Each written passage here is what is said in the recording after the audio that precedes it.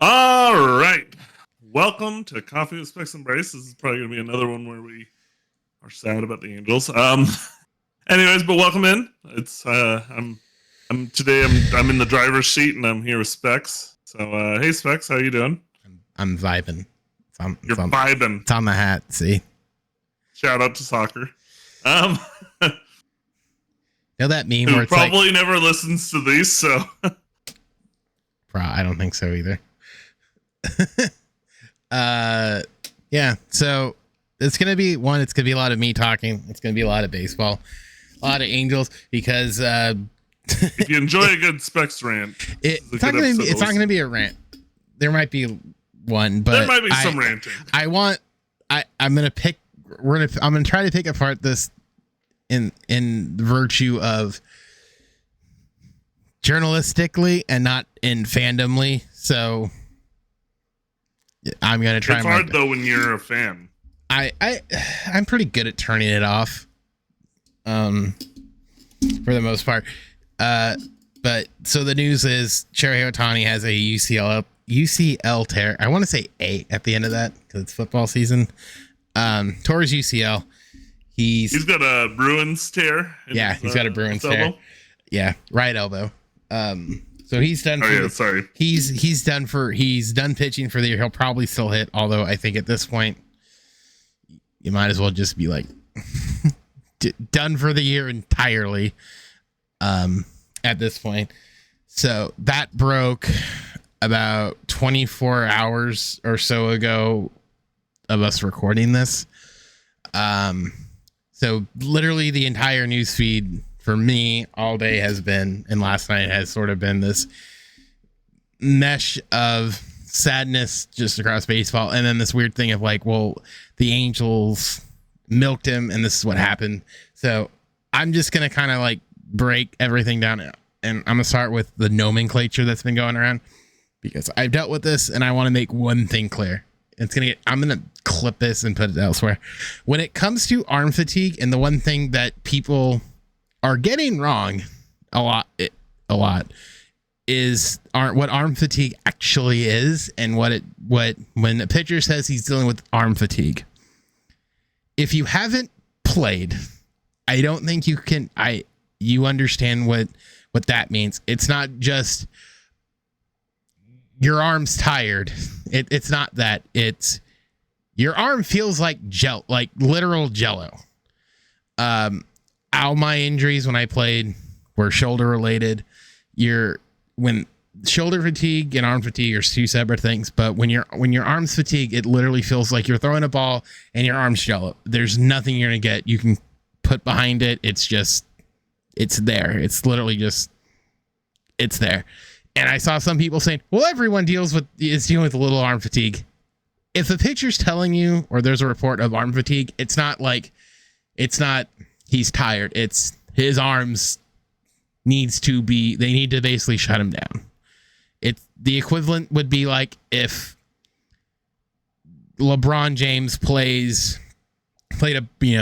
when they have like back-to-back, you'll kind of see this, but like, well, they'll monitor minute. They kind of, I mean, you know what I'm trying to get at, where it's like, if they play back-to-back or 3 and 4 days, they'll kind of like monitor minutes to prevent, the wear and tear. It's the same thing, but it's like, instead of that being in the short term, you're dealing with this for probably about a week or two. And it's not something like every pitcher deals with. They'll deal with soreness, but when the word arm fatigue is used, that's not just, hey, we're the season's long. It's an ache and pain. It's not an ache and pain. It's literally like a jello thing. So your arm's dead. You're readjusting therapy programs and all that to kind of let it recover. So that notion of arm fatigue is something everyone deals with. No, if you saw that, just know that they're talking out of their ass. That's not the case. It's not. This isn't your run of the mill. Hey, my arm's a little tired. If your arm's tired, you say it. Arm fatigue is very different. On the other side of that, people are saying, "Oh, the Angels just milked him. They didn't need to pitch him." I'm gonna just ask you this question, Bryce. If you heard last week when the initial arm fatigue thing kind of set in. If you had heard Perry Manassian say, hey, based on where we are in the standings and kind of like how our season's out looking, we're not going to pitch Shohei the rest of the way just because of his arm. We want to protect his arm as an asset, and we're just going to shut him down off the mound as a precaution for the rest of the year. How would that go over in the national media? Me or with no, like, I'm just saying. I'm just saying. How would that go over with the general public if the Angels had said, "Hey, we're shutting Shohei down as a precaution because we're out of it, and we want him healthy, whether it's for next year for us or whoever. We don't want to risk his health because we're 10 games out." How would that go over? I mean, I could see some headlines of Angels falter and are unable to provide us with, right? Shohei, basically. Right. It wouldn't be like Angels makes fun. It would be about how the Angels are withholding Shohei from the public attention. It's like it's your headline from Buster only would have been sorry. But your headline probably would have been, the least the Angels could have done was trade him, give us more Shohei, or they should have traded him so other teams could have him pitch. So that kind of thing. So they would have been talking about why aren't the Angels letting him pitch? Right. It would. So if they would have done the thing when he initially said, "Hey, my arm's kind of tired," it's like I said, they used arm fatigue, which is the key word here. If they had said, "Hey, his arm's tired," whatever reason, like he threw in the WBC early on, that added more innings to him. We're taking the precaution. We're out of it. We want him to be healthy next year. The headlines would have been that they're withholding Shohei and we're not getting the full Shohei experience because they're out of it. If they knew they were out of it, they should have traded him. 1,000,000%. So on the flip side, I find it absolutely hilarious that they're saying, well, they milked it for all it's worth and they ruined Shohei's career. Well, no. They didn't. He wanted to pitch. His first words were after the MRI and the imaging came back that this is what happened. His first words were, "Well, can I still hit?" He wanted to hit. He still wants to play. So the only thing you can really say is, I guess they could have put the foot down and said, "No, we're not risking your career over this. You might be a free agent, but you're still our guy. We don't want to risk it. We're shutting you down entirely." They very well could. They are within their right to do that. They probably should, but they're not going to because that's just not how he is. Well, yeah, I think a lot of people. The problem is a lot of people come into this really late in terms of Shohei. A lot of people have gotten to know Shohei over the past 2 years of absolute brilliance on both sides of the ball. But sorry, I just want to say it. What we were told as fans early on was the reason Shohei chose the Angels was because I think it was Billy Epler at the time and Mike Scioscia told him, "We will let you do what you want to do." Yeah. They babied him. Mike Scioscia did baby him, and then they brought in other managers who were like, "All right, we'll just let you go on and do what you want." Madden came in and said, We'll let you pitch every 6 days, and you're gonna hit every day, and it's gonna be great. I want to bring that up because in the three seasons that he was babied under Scioscia under Scioscia, Osmus, and then the COVID year with Madden. He in those 3 years with Tommy John as well. He threw 53 1/3 innings in that time frame. Mind you, there's that first Tommy John surgery, and even his first year back in 20, they shut him down real quick because if you remember, he wasn't right, and they were like, "Nope, we're scrapping it. The season's already a wash anyway. 60 games, we're not going to risk it. We'll ramp it up next year. Let's just get it right." So really, in essentially one season, he only threw 53 innings to that point. When the gloves came off with Madden 21 going to 22, and then now he's thrown 100 and almost 430 innings, which averages to about 143 innings per year. That's not insanely high. I know it's not 200 innings, but he's throwing about 140 innings a year. So if they're trying to be like, well, he threw more, not really. To be honest with you, it's not like his innings he's not throwing 200 innings a year. I don't even think the innings leaders,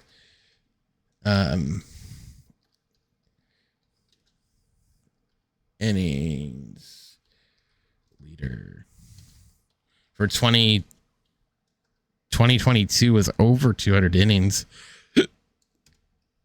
Honestly. Oh no, Aaron Nola was barely over 200 innings. So to put this in perspective of where guys with like just in terms of innings last year were, the number of guys, so there are 8 guys threw over 200 innings last year, and for the most numbers 8 through 2 were only separated by 5 innings. The only one who went above and beyond it by a lot was Sandy Alcantara for Miami, and then it was Aaron Nola at 205, Miles Michaelis at 202, Corbin Burns at 202, Framir Valdez at 201, Cole was 200 innings, Merrill Kelly was 200 innings, and then Shane Bieber also was 200 innings, and then from there you had a 10 through 15 were 190. So he's not like, in terms of just innings from last year, Shohei Ohtani's not even in.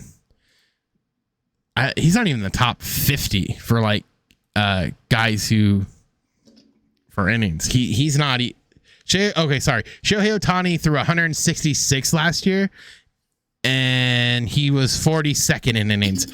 So that's compared to like other players. He really wasn't really that high in innings last year. Same, and then 20. Going back to 21.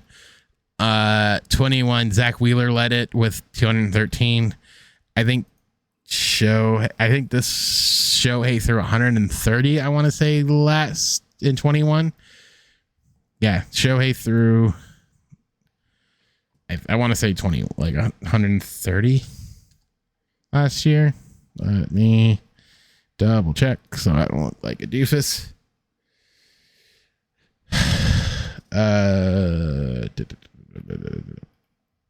In 21 he threw 130 innings. So for this year he was right around where he threw in his MVP season. This last year he was on pace to surpass the 166, mind you, but I don't think that's a necessarily a high.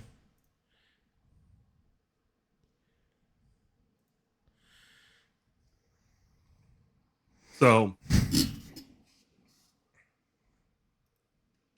he's throwing it a lot of innings, but not a lot of innings. Not comparatively, no. Yeah. So he's throwing an okay amount of innings, I guess. If you're trying to be like, oh, it's the innings he's throwing, it's hard pressed. Even in the World Baseball Classic, he was just relieving. He started a few games, but they had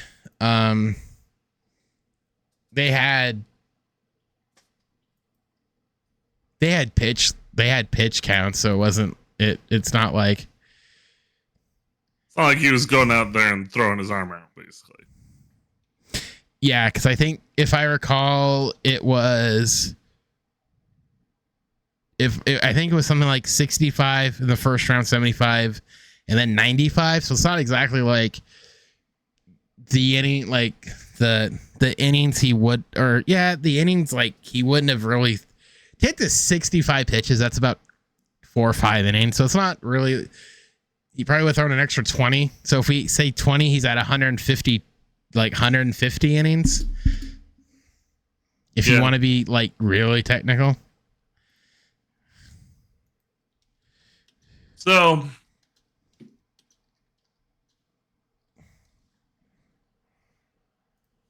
yeah, so Shohei. It sucks. I think that's the big thing that's lost in everybody's discussion of like, were the Angels this and that, and it's like, look, I think we all understand the Angels organization's not running. Like, Angels fans themselves understand that their organization isn't run particularly well. I think you and I had the discussion within the past couple weeks. Artie, we want a mixture of either Artie selling the team and or Carpino being fired. Well, you know what's funny? Last year was the year anniversary that Artie announced selling, that he would sell the team, and then literally 365 days later, you get Ohtani blowing his elbow out again. Yeah, no. Well, and then I mean, did you see? It was like almost right around that same time with CJ Wilson's tweets. Yeah, I saw those. They made me laugh. Timing had to have been. He must have seen that and been like, "Oh, I remember this." Did you put much stock into what CJ Wilson was saying? Like, obviously, I think a lot of Angels fans have bad taste in their mouth about CJ Wilson because he was supposed to be this like, I think it's god of a pitcher that came to the Angels to be their ace, and then turned out to be a bust. I personally think it's funny. The only reason why I think it's funny is CJ straight edge. So he doesn't drink. He eats really clean. He doesn't smoke. He's like, there's only a handful of things he can really do, and working out's one of them. So when he says it, when he's saying something like that, it's just like, oh, like, okay. I think a lot of it, like, I thought the funniest one was them not buying Albert Pujols a treadmill. I thought that was the funniest part of it. Like, I don't know what treadmill he wanted, but like, okay, we can't buy a treadmill. Everything else I thought was sort of take it for what it's worth. Personally, I mean, the one thing he did say that made me like wonder what the truth was to it was the Angels' conditioning methods during his time on the team. That. Okay, so I saw that, and he basically said that they were like, yeah, if you just run really hard at first base, you should be good for the season. So I had two thoughts on that. One, I think it's an oversimplification of things. Oh, I'm sure it is. It was the only tweet that really gave me much pause for that. But I think too, I think it's more of like, I wonder if that's more of like, hey, you guys have your own routines. We're not going to ruin what you guys are doing. You guys do what you need to do. We'll direct, if you will. We're not gonna be like, all right, everyone, here's your CrossFit workout. That's how I interpret it. Was there wasn't like a uniform sort of like plan. It's like, hey, you work out, you do this in your training. We're not hands off. We're just gonna be like, all right, you guys are adults. You're responsible for your own thing. That was my interpretation of it. It wasn't like they didn't have a plan. It's like there's no uniformity. Sure. Yeah, no,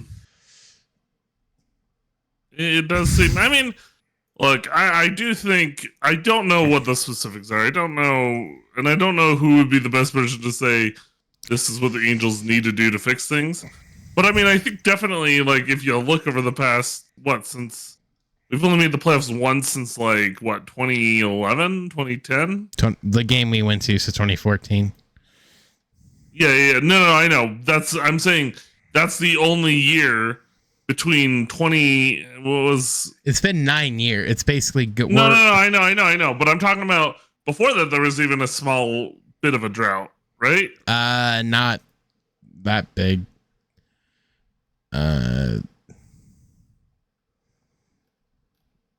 The A's won it, took the West 1 year. Let's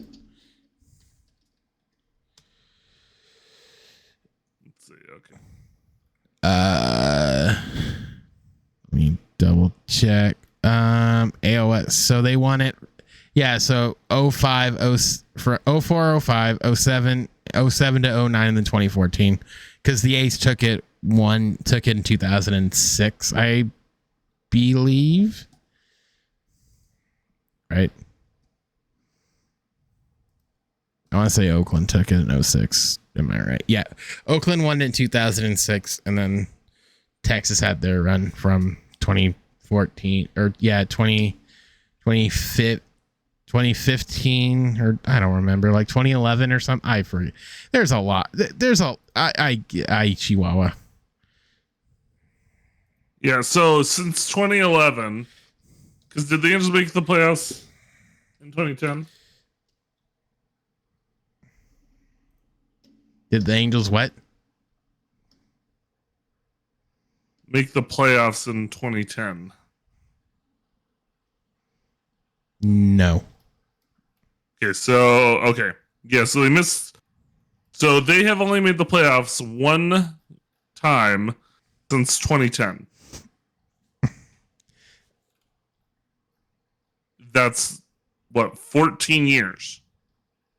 They've made one playoff appearance in 14 years. And they're not making the playoffs this year, so that's why I'm saying 1 in 14. Like, that is not, it's definitely not good. 14. Where are you getting 14 from? 2010, 2011, 2012, 2013, 2014. They made it in 14. 2015. I know. But look, 2010, 11, 12, 13, 14, 15, 16, 17, 18, 19, 20, 21, 22, 23. One playoff. Oh, you're doing that. 14 attempts. Yes, I guess. That's what I'm saying.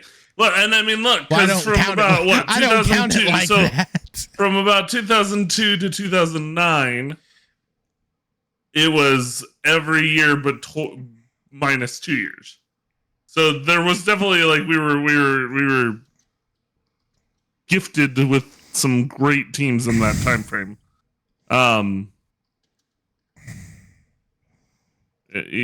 But so what I'm saying is, yeah, this organization for a while has just not been well run. It seems like, and like we've talked about, like I think like you mentioned on Twitter, the problem is Perry's probably going to wind up being the scapegoat. I think it was you that mentioned that on Twitter. Somebody mentioned on Twitter. I think no, it was me. I said it. What did I say last night? I said.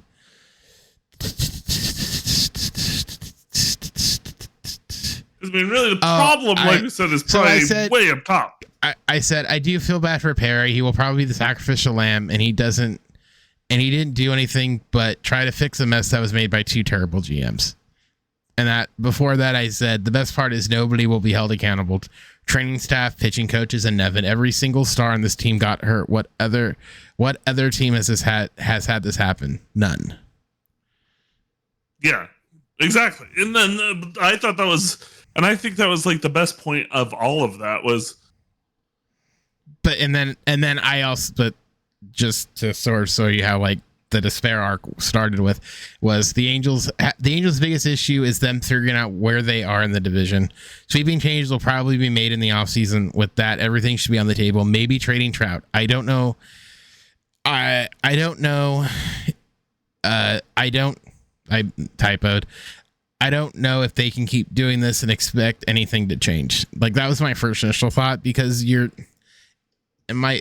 biggest thing like I'm trying to like cultivate here is when you're looking above you, for whatever reason, the Mariners are doing well.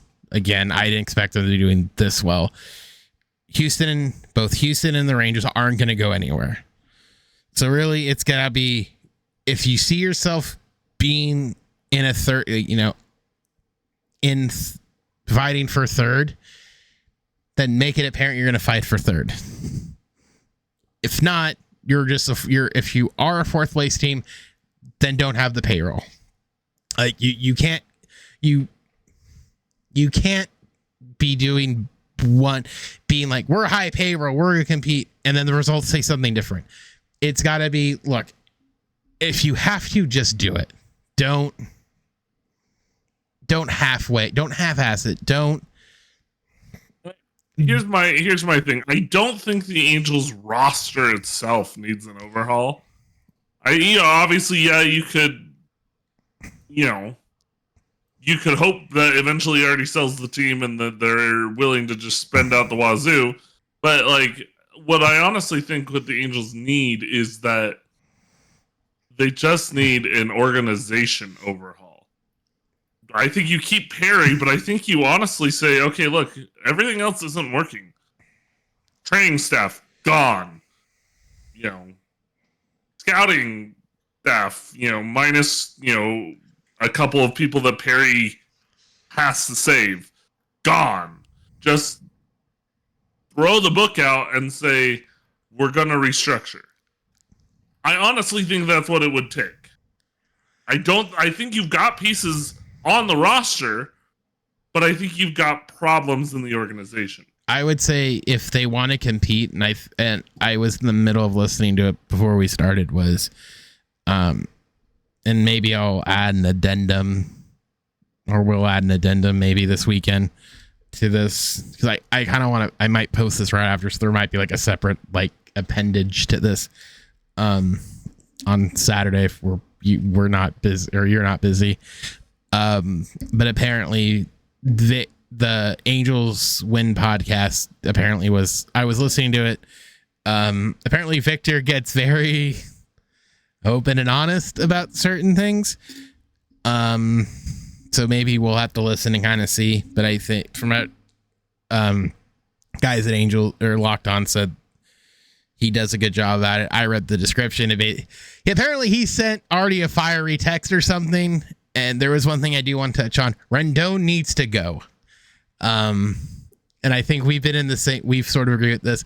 I wrote about it, about how it's like, and honestly, and I think I put it in there in I forgot what my exact words were, but I made the comment, like, if you're frustrated about not playing, then just say you're frustrated. The way he's acting is very much, it's getting old. And his perception right now is he doesn't want to be here. And I think, and before I also, that cancer needs to be removed in some fashion, whether it's we flat out cut him because no one's going to take that deal. But it's got to be, you got to have the conversation like now or right when the season ends and just be like, if you don't want to be here, don't be here. Don't come. We don't care. You're kind of useless. Your attitude is unacceptable. If you don't want to say anything, say no comment. But the way you're acting is just flat out unprofessional. We're not going to stand for it. So either shape up or you're gone. Like they should have done it yesterday. And with what's happened this year, it's like you don't need that sour puss anywhere near this team anymore. No, I agree. I mean, it's never been popular to be that kind of personality on the Angels. I remember. I mean, this is a bad example. This is a bad example because he was a Angels guy through and through. But I remember back in the day when in like 03, 04, when Garrett Anderson, he always had that kind of standoffish personality. But he performed. But the difference with Garrett was everyone said that's just Garrett. That was from top down. And it wasn't like he was.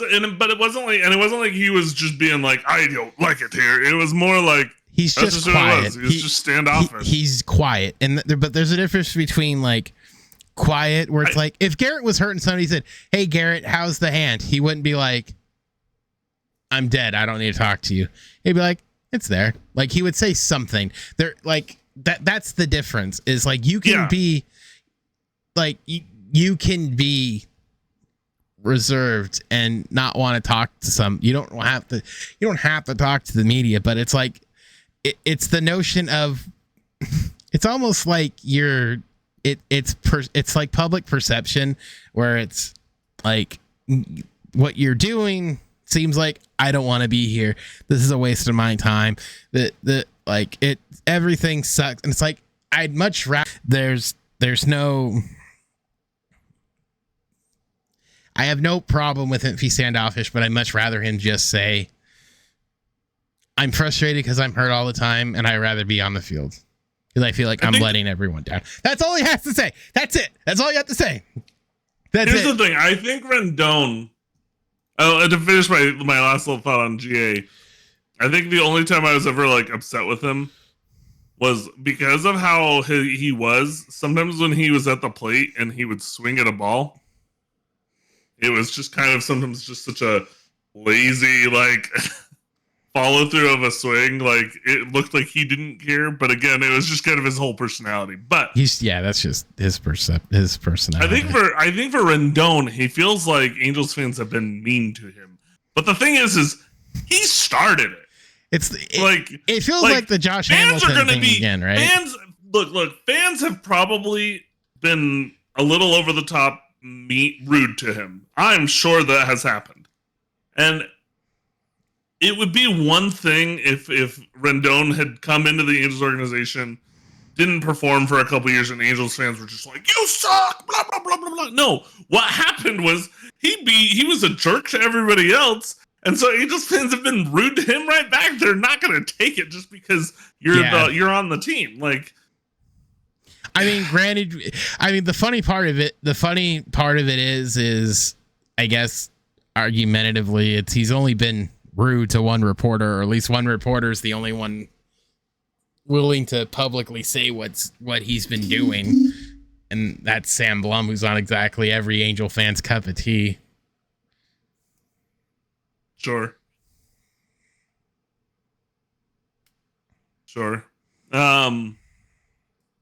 No, yeah, but he's such a disappointment. No, that's what it is. Here's my question for you. Who disappoints you more out of the three people I'm going to name? Oh, boy. Anthony Rendon. Okay. Josh Hamilton. Oh, God. Or Vernon Wells. Oh, God. They're all pretty bad in their own way. I mean, Vernon Wells cost us Mike Napoli, who murdered the Angels for the rest of his career. Josh Hamilton fell into Cocaine Mountain and blamed everyone else for it. And Anthony Rendon's just, I don't know. He and Josh Hamilton are pretty freaking close. Yeah. I don't know what. Because like Josh Hamilton, when he was at I don't think Josh Hamilton. All right, let's see. Okay, you know what? Josh Hamilton, at least for a season, played in 151 games. Rendon's highest is 58. Sure. Like it wasn't the 43 he had before, but hey, 21, basically 2080 and 250 isn't exactly like awful compared to like, you know,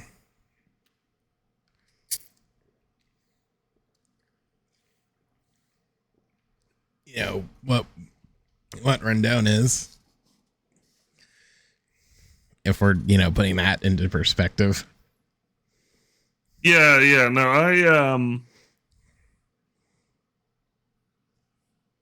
I mean, Josh Hamilton, the Josh Hamilton thing was awful, but I mean, you're not. But at least he gave you some semblance of performance. He gave you something. It wasn't great, but it was like, I mean, in 2014, when the Angels were hot, he did have his that's my whole point. Is like it. Like, did he? I remember I went to those playoff games. Like, he sucked in the playoffs, but it was like it really didn't get bad till 2015 and 2016 when it was like he fell into Cocaine Mountain and didn't tell the Angels. He just reported directly to jail. I mean, here's the problem with Rendon is none of us expected this because I just went back in our Facebook Messenger chat, which is where we used to chat all the time. Yeah, there was, and I asked you, I messaged you on December 11th, 2019 when we signed him. So, Rendon? Question mark. Not sure what to make of it. And your response was, it's good. Fill a hole without breaking the bank. But then you went on to say, but the Angels should have gotten pitching. At the time. And I mean, that's how it's been year after year. Although, I mean, like, until this late part of the season, the Angels pitching didn't seem horrible. I don't get why there's this seeming thing with the Angels where it just seems like everything that can go wrong. Like, it looks like everything, like, we had a series against the Rangers earlier this season where we I think, what, 3 out of 4 or 2 out of 3? In June? In June? Yeah. Where it was like, we looked really good. But then it's like, we faced up against them recently, and it's like, we suck. So it's like, I don't get it.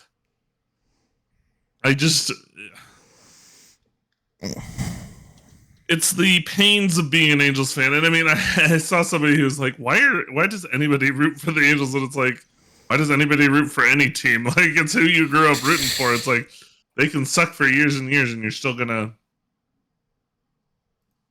support them at least to some extent. But I guess the problem with the Angels, especially with an owner like Artie, is Artie sees the number of tickets sold and goes, well, this is good. And it's like, because the Angels are still selling good amounts of seats. I don't know because for people in Anaheim and around Orange County, it's not so much like let's go see this baseball team. I mean, part of it is just they've got Shohei. So it's like you sell tickets based on that. But I think even if you got rid of Shohei and Trout, you'd still sell good tickets because for a lot of Angels fans, it's just what am I trying to say? It's just almost like a hangout. Something you go and do to hang out on a Friday afternoon. I've watched games from like the restaurant. I've watched games from like the restaurant and right field and games in the majority of another game in like the bar area, like the it's not a beer garden. It's like if the Angel Stadium had a bar. I've watched games from there on the big screen, like instead of just sitting there. But I mean, that was in 2021. The last game I went to was in 2021 when the Angels were starting Phil Gosselin and I met Perry. But I mean, for what it's worth, you're talking about fans. The last year, which was like the first real season where it was fully back to normal. They didn't hit 3 million fans for the first time since the World Series, or since the first year after the World Series. They didn't hit 3 million fans. They were at about 2.5 for 13th in the league. So they are kind of like not going to games. I don't know what the numbers are going to be for this year. We're not going to know until the end of the season, but there has been a downward trajectory, and I don't know if it's going to necessarily get worse. What I really want is for Angels fans to band together and just start chanting "Fire Carpino." Well, I mean, someone had a sign yesterday that said "Sell the team" already. So I mean, the idea of like he needs to be out is still there. I mean, the reason why they moved Angel, the theory, no one will confirm it, but the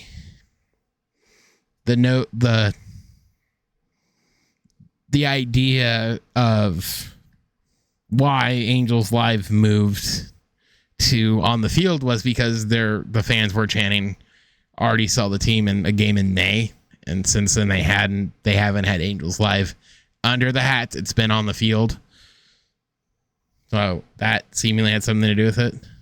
It's just, I don't know.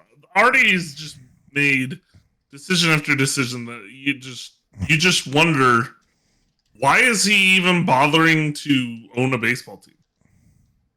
There are so many, like, he could take the billions he'd get from selling them, invest that money, and he'd probably make more money from the investments than he'd make from buy a bunch of real estate. He makes more money from that in 10 years than he probably makes from the Angels. Like, right investments, he can do whatever he wants with that money. But you would think most owners who own baseball teams aren't doing it because it's financially a great decision. A lot of these, especially, I mean, the Angels are one of the few teams that you can own that's like you can still make money. But there's just a lot of teams where the owner only owns them because he has a passion for owning a baseball team. And so it's just like Artie doesn't seem to have that passion.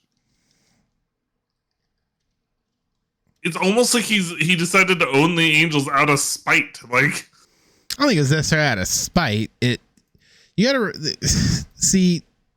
This is like another topic for another day. But for guys who own sports teams, it's an investment that never depreciates in value.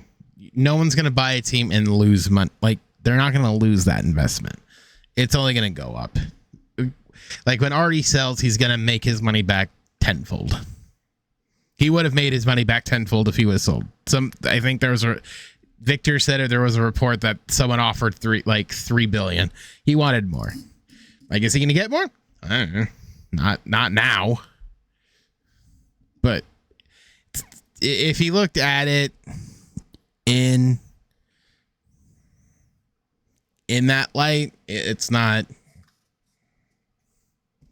Yeah. Like, he's gonna get he's gonna make his money back. I don't know what his motivations are. Yeah, I guess it's true. Well, so I guess the only other thing that got lost in all this stuff with Shohei was Trout went back on the IL. That was, I think that was a direct correlation to Shohei. That's what I was gonna ask. Do you think this is probably my last question, and then I'll just let you go on whatever you want to go on. That's my money. Do you think Trout came back thinking, okay, let me come back and we'll try to make a push and we'll try to whatever, and then Shohei went down and he was like, well, if he's not gonna pitch, that's probably it for us. I mean, I think so. I don't think it was necessarily like because one then the other. I don't think it was like one led to the other. I think what it was he tried to go, it hurt, like his hand hurt. Mm-hmm. And I kind of figured he was going to play in one game yesterday and then take the other off. I just wasn't sure which one. But I wonder if because Shohei was out, they were like, look, if you're not feeling 100% where we are, and Shohei not being 100%, if you want to just recover, then recover. If you want to keep playing, keep playing. But ultimately, I mean, I don't blame them for just being like, hey, let your hand actually heal. I don't blame him for that. At all. I don't. You almost wonder if with the Angels being where they're at, if they should just shut Trout down for the season and so he can really recover and maybe like get some rehab and some conditioning done in the off season so he can come back really strong next season. Probably. I mean, that has to be the logic. Of just. And if they do decide to do that, do you think they play it as, oh well, Trout just never could quite come back from the injury, or do you think they play it as, well, we're gonna just shut him down for the year? Like, how open do you think they'll be about it? I'd play the second one like we just shut him down. They're like, let's not. I think Perry, because last night it wasn't Nevin doing it. It was Perry. Perry did the presser. It wasn't Nevin. So I mean, and like I said, I feel bad for Perry because he's probably gonna be the sacrificial lamb, and that's not fair to him. But out of all the like pressers I've seen with Perry, like he's wearing the season on his sleeve. He's not. If you saw any clip from last night, this wasn't the guy who commands the stage where it's like, yeah, we released Pujols. Like that guy, the Perry Manassian who gives zero shits. That wasn't the Perry last night. This guy was like, we were bad, now it's worse. And it's almost like last night was like the sum of all the fears of like, what the worst case scenario literally just it is worse, you know? Here's my problem. I honestly think what's gonna happen is Perry's gonna get let go at the end of the year. He's gonna go back to Atlanta or maybe get hired somewhere else. I don't know. Probably go back to Atlanta, and then in a year or two get hired somewhere else.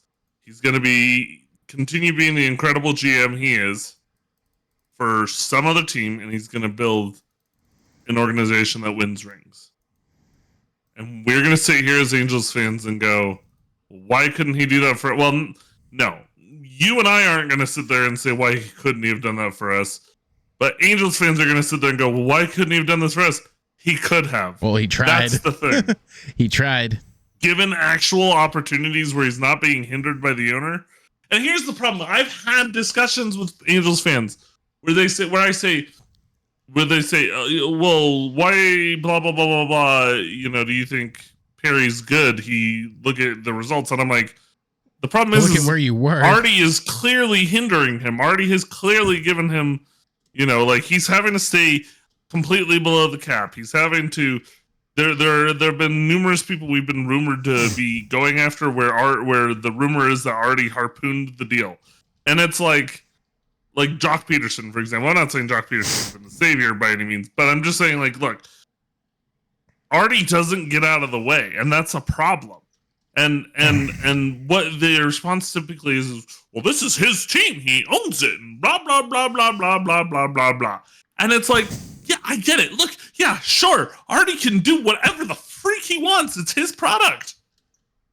But the problem is he doesn't know what he's doing. He's not he was never going to be if Artie was just some rich guy, but was just going based off of his knowledge, his baseball knowledge, he was not even going to be sniffing a front office job.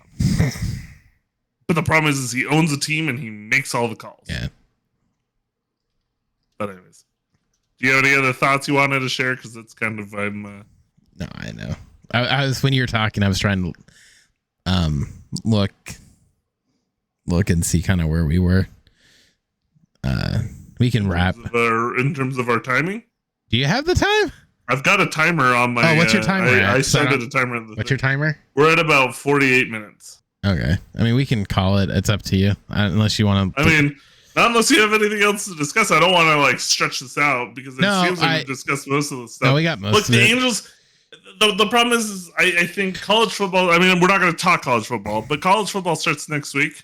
If you want to, if you want to make I'm okay not talking college football because, like you said when we were discussing what we were going to talk about this week, college football really starts next week, and so we can, if we want to really be timely, we can record and then release like.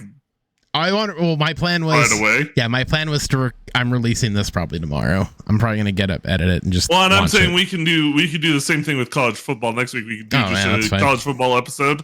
Yeah, and then release it the day after. Want to have Scott? That way, it's releasing while people are actually watching college football and while it's still out. We can get Scott on. I'm sure he'd be happy to talk. I mean, and the thing is that if we record this next Friday. He'll have already gotten to watch the Utes probably beat Florida. So I thought that was next week. That's what I said. If we record this next Friday, yeah, he plays next Thursday, or the Utes play next Thursday. So, anyways, but yeah, no. Thank you guys for joining this podcast. This is kind of a downer episode, and it kind of seems like that's how it is with the Angels every year. We get kind of excited when the Angels seem to be, at least making some headway, and then we end the year by going, oh, well, that sucked. Anyways, it's a time-honored tradition. We had to do it. So this is probably the post-mortem on the Angels. I'm sure we'll talk about everything once the season's actually over, but this is probably the closest we'll get to a real full-on post-mortem of the Angels season 2023. Yeah, I don't think you're... The only way I'm after gonna this, we're gonna probably be talking football a lot after this. So the only like distractions from the sadness that is the Angels. The only solace is, I guess, in this show they'll keep him as a two-way player, at least probably till the rest of the year.